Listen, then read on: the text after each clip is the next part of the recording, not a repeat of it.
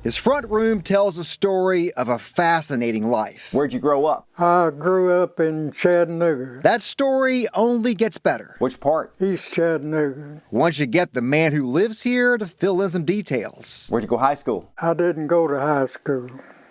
Tell me that story. I went to Hardy Junior High School, and I went in the Marine Corps then. At that time, you could join the Marines if you were 17 and your parents signed for you. William Marvin Parks was not 17. She signed the papers, and that was the best thing that ever happened to me. It was me going in the Marine Corps.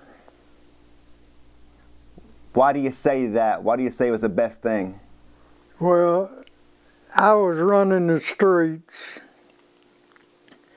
The boy that I run with was killed while I was up at my mother's getting my papers signed. He was shot,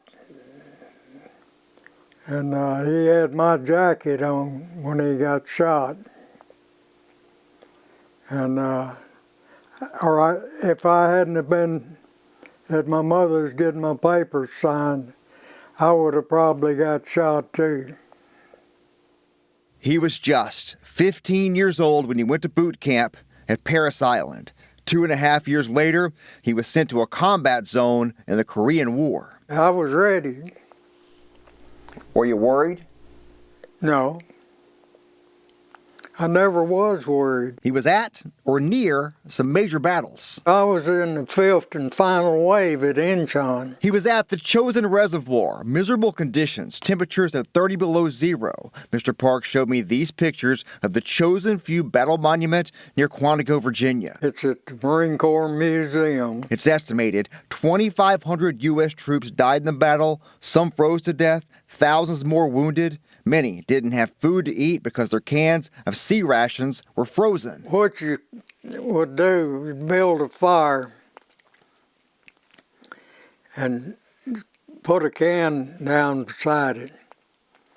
And then you take and reach down and get a hold of that core, get it up and gnaw off all the beans or any whatever it was off of it, and then put it back in that can and burn some more. After fighting for 9 months, his tank hit a landmine, severely injuring his leg. That ended his time in the war. These scars have marked his body for more than 70 years. Still, Marvin Parks says he found exactly what he needed in the brotherhood of Marines. I learned a lot about life. I had friends that we went out together, and we wasn't in any trouble or anything. It was just a complete change for me.